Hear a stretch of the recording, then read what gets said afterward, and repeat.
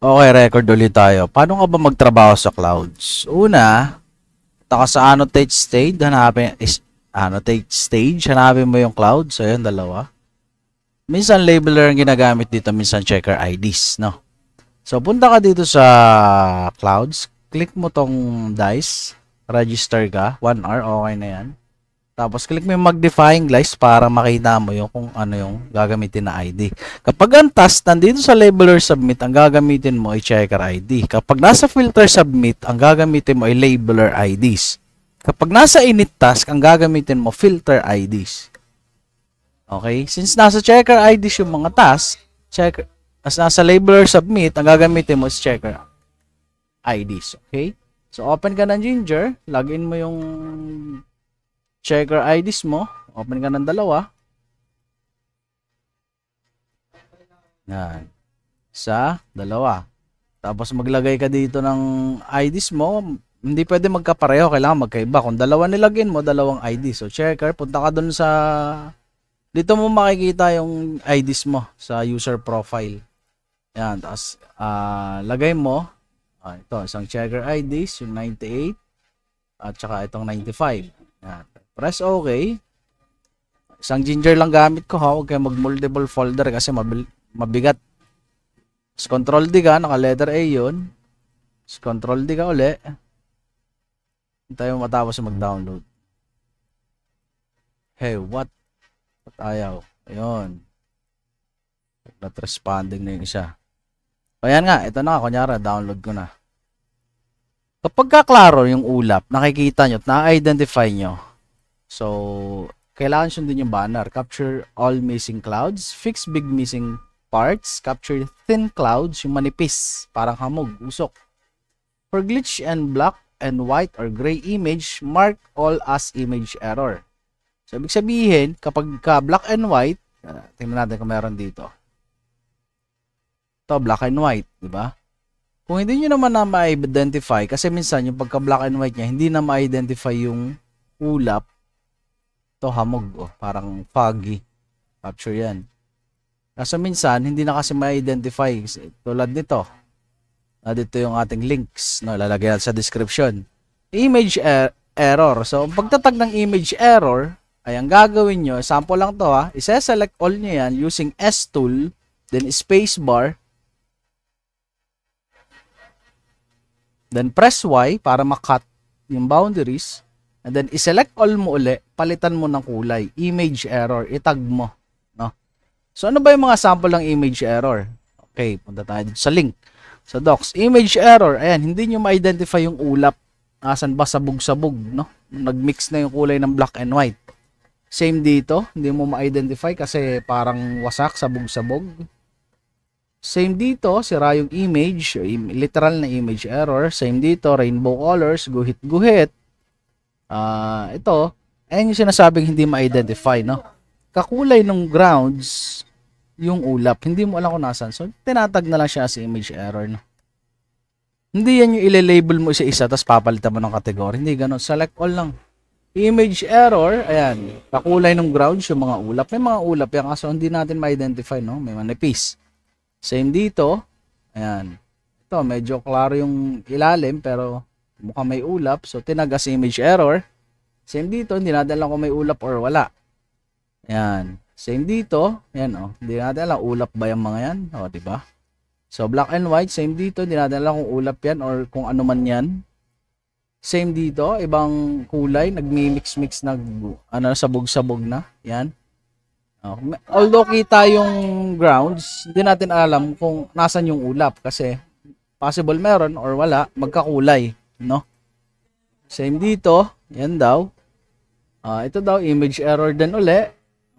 Mukha kasing may ulap, na may tubig kasi ito tapos parang snow yata to or island. No? Nagmi-mix-mix na, hindi ma-identify.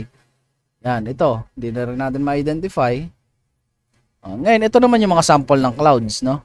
Yan, tinag as image error, pero clear yung clouds. Mali yan. No? So ito, clouds yan. Klaro, may mga shadows yung clouds na identify yung ulap. No, kahit black and white siya, naka-clarify natin. Ayan. Ito, missing clouds. Ang dami, di ba? So, na-identify natin, puting-puti talaga siya. Okay? So ito, clouds daw. Yan. Ito clouds daw, which is nagmix na yung kulay. So medyo confusing yung rules na ngayon, no? Yan, kasi parang merong patong ulap eh. Ayan, no? Hamog na hindi natin maitsurahan pero nilagay nila sa clouds. Diyan sumasakit yung ulo natin. Yan. So ito clouds daw, no? Kasi ito langit na daw pero tinag as cloud. Sabi kahapon ay image error na daw to. Ngayon ay sinama sa i-label as clouds kasi nga klaro nakikita natin. Ewan, magulo. Same dito, basta ang pagkakaintindi ko, yung mga hindi nyo na ma-identify na clouds sa black and white image, yun ang itataga si image error, no? As long na naklaro pa siya at na-identify nyo, yan, tulad dito, diba? Yan, clouds, diba? Ito, may kulay na eh, madali na siya ma-identify, clouds, no? Okay, ayan, ito, may thin clouds, ito yung parang usok, yan, S-tool nyo lang. Same dito, ayan, missing parts, so ganito, yan, missing parts, same dito, ayan, same dito, kakapture nyo lang to, pero ito mukhang may foggy eh, pero pagka sobrang labo na, hindi yata ito sinamo. Yan, ito, klaro, missing, ang lalaki. Ayan pa. Parang usok o puti.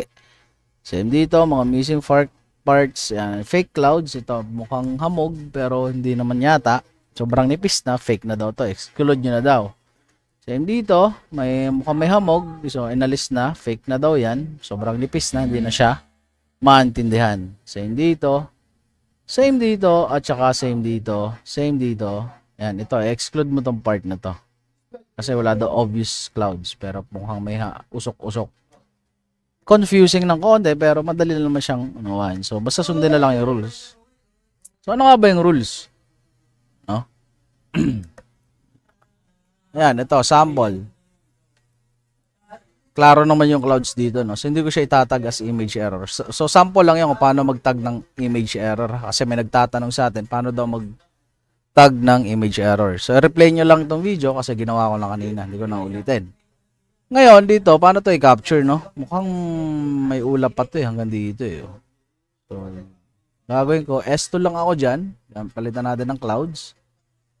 Yan, kasi medyo may hamog eh. Siguro hanggang dito. Yan. S-tool, then press Y para ma-clipper yung boundary. Pag ayaw niya ma-Y, Control D ka. May topo yan. Ayun, invalid geometry. Merge mo lang. Ayaw pa rin. Merge. Ayaw pa rin. Pag ano, delete mo to. Tapos EZ tool mo yan. Control D ka. Wala na yan. Ha? May kickback pa. Tapos press Y. Naputol na siya. Pag ayaw maputol, ganun lang. So, I think ito ay grounds. So, napasobra yung ating label. Siguro, feel ko to para makat yung part na to. Siguro hanggang dito. Confusing na to eh. Maaninagan. Dinilit ko to. Dinilit ko yon kasi mukhang lupa. Pero ito mukhang may thin clouds. So, same dito. Check natin. Mukhang may clouds naman dito. Tsaka ito. Ano ba to? Hindi pa yan. Kasi nakikita pa. Ito mukhang wala na. Hanggang dito na lang siguro. S-tool. Pagka S nyo, diinan nyo lang yung D para mag-create ng dots. Diba? Kaysa magaganyan-ganyan ka, nanakit pa yung kamay mo. So ito, clouds pa din. Hanggang dito. Siguro mukhang clouds pa nga ito eh. Siguro dito, medyo pangit ito nakuha natin. Pero may mga mapa naman na madali. So, hanggang dito, ganyan lang yan. S-tool, spacebar. Na-fill niya na agad yung part na yun. Kasi pag nag-zoom out ka, dito mo ma-identify. Zoom in, zoom out mo. Pag medyo nalilito ka, kita mo may usok-usok. Ayun. Kahit medyo black and white, pero klaro pa rin yung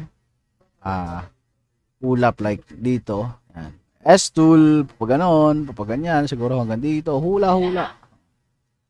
As long na mukhang clouds. So, mukhang may hamog dito, siguro hanggang dito, S-tool, yan. Ito pa yata, may hamog-hamog dito, mukhang wala naman. Pero ito meron na yan. RR mo lang, RR, or off mask. Ino-off ko dun si mask, no? Kasi Yan, on-off mo lang mask. Pero mas gusto ko yung RR. Yung naka-mask siya, tapos RR. Mas madali kong makita ko. Tulad yan. S-tool, hold letter D. Yan. Ang alam ko, 50 cents dito per label, no? So, pag naka 200 ka, may 100 pesos ka. Per bilog-bilog. Yung existing, ang alam ko is 400. So, yung existing, sila yung ganito. Naka-label na. Wala ka nang ginalaw. Ang NC or new creation, sila yung bagong label mo. Tulad yan. So, ito mukhang ewan. Mukhang meron yan. Ito yung NC. Ito yung fits. Yan. Yung features. Fits. Yan yan. Or label. Drawing. Mga bago. Why?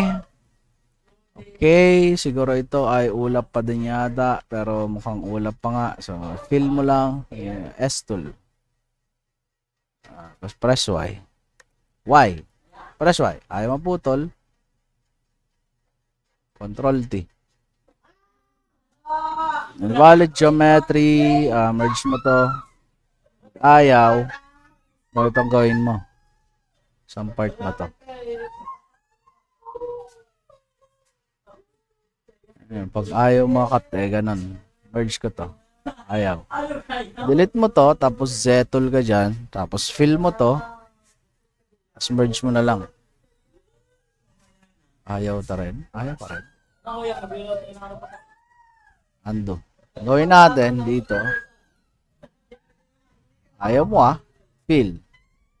So Z-tool ka dito. Para mawala yun. Ayaw. Ganito. Z-tool. Kala mawala sa landas yan Tapos fill. Okay na yan. Control T. Wala na yan. Ngayon, makagamit mo na yung clipper. What? Merge. Ayaw pa rin. So, dahil sa pagkakadraw natin, no? So, go Z-tool ka dito. Tapos Y. Wala na yan. Control T. Wala na yan. Basta wala yung mga maninipis. Okay na. Okay na. Okay na. Kung may ulap dito, okay na. Okay na. Missing parts check natin. Ito mukhang ground. So, off mask para makita natin yung ground. Siguro hanggang dito. Dito. Tapos hanggang dito. Fill. Gamit ako ng E-tool. Fill ko to. Para makat. And then delete. Yan.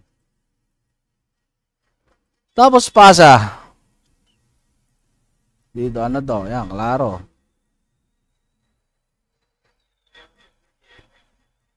Ayos ko na yata ito kanina. Missing parts sa maliliit. S-tool. Yan lang. Yan. Missing parts. Ito, maliit na to. Masyadong ano yan.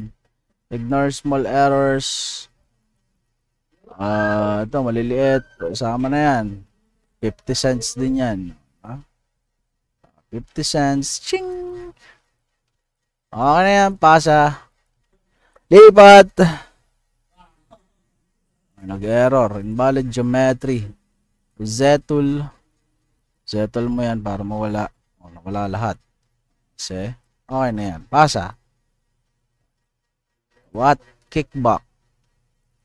May manipis doon. Di-merge mo lang. Pasa uli. Pag lobas yung submitting, goods na yan. Lipat ka na habang nagsasubmit yan. Check ka natin to. Naghang pa din. Pag ganito not responding, hanapin mo yung ID 98. Punta ka sa task manager. Right click mo to. Task manager. Then hanapin mo yung not responding. Right click and task. Balik ka uli. Open mo yung ID na not responding. Kasi may laman yun. Na stuck. No. 90, ano yan? 98. Yan. Di yung forget nag-clear user ka. Akala mo wala na. Nandun pa rin yun. Download mo uli. Walang ganun. Yan. Ito. So, ito yung hindi na natin ma-identify. Image error. Kasi kasama to sa mga tulad yan, may ulap o hindi mo naman maintindihan kung ito ulap pa ba yan o damo ba yan o kung ano man yan. Dito na papasok si image error. Una, S-tool ka, balutan mo yung buong mapa mo, spacebar to close, then press Y para makat yung then select all, tapos palitan mo tong kulay, image error, then pasa. Ganun lang kadali. Diba? May tanong pa? Okay, sana unawaan nyo mabuti. Tapusin nyo yung video, no? Ibale magtagal kayo sa mapa, no? Mahalaga, wala kayong ma-miss. Kasi, babayaran naman kayo dyan, eh. Ulit nga, pag ano may mga maninipis, nag-e-error siya, eh. Control D. Wala na. Yan, missing. S tool. S, hold letter D. Very easy project. Ito, missing parts, ang dami. Pera yan, par. Yan. Para ka lang nagtatanim dito, saan tayo mong ma-harvest. Pera na. Gumagawa kami, nanonood ka lang. Paano ka magkakapera dito, di ba? So, nasa sayo. Ikaw ang gumagawa ng sahod mo. Pero hindi yung gumawa ka ngayon, bukas sahod ka agad, walang ganun pa. Siyempre, yung previous muna ang babayaran bago yung current. Every 15 days ang salary, pero binabayaran nila yung previous 15 days. For example, gumawa ako ng September 1 to 15. Pero ngayon is October 1. So, yung previous na 15 days ang babayaran, hindi yung current. Current. What? Yan. On-off ako ng mask lagi. Ganyan kayo lagi para ma-identify nyo. Hindi yung naka-steady lang kayong ganyan. Naka-R lang kayo, naka-mask. Diba? On-off ko, mas madali nyo ma-identify yung puti-puti. Pag may puti-puti, di ulap. Ito, okay na to. Small errors lang yan. Diba? Balot lang balot. S-tool. Dito, mukhang hanggang dun pa. Mag-error to. Yan lang, balot-balot lang. So, yung dito, mukhang may mga tira-tira pang balot. Yan. So, ganun lang. Hindi ko lang patatagalin to kasi alam ko yung iba sa yung tamad manood. Mahaba. Make sure i-manual nyo, ha. Paano mag-manual? Bawa, mag-off ka na, i-manual mo yan, M, and then tapusin mo muna yung mapa, tapos pasa mo para hindi ka magkaroon ng kasunod na mapa. Okay?